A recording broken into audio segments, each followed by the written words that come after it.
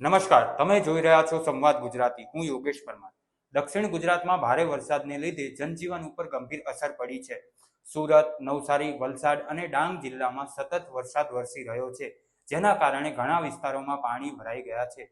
રસ્તાઓ પર પાણી ભરાઈ જતા વાહન વ્યવહાર ગંભીર રીતે પ્રભાવિત થયા છે, જ્યારે કેટલાક નીચાણવાળા વિસ્તારમાં લોકોને મુશ્કેલીનો સામનો કરવો પડી રહ્યો છે. આ પરિસ્થિતિને ધ્યાનમાં લઈને એનડીઆરએફની ટીમ અને સ્થાનિક વહીવટી તંત્ર દ્વારા રાહત અને બચાવની કામગીરી યુદ્ધના ધોરણે ચાલુ કરી છે. અસરગ્રસ્ત વિસ્તારમાં લોકોને સુરક્ષિત સ્થળે ખસેડવાની કામગીરી હાથમાં ધરી છે.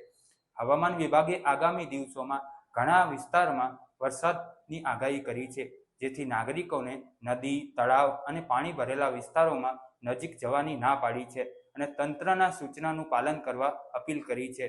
આ હતા દક્ષિણ ગુજરાતના ભારે વરસાદની સમાચાર. આપ જોતા રહો સંવાદ ગુજરાતી. નમસ્કાર.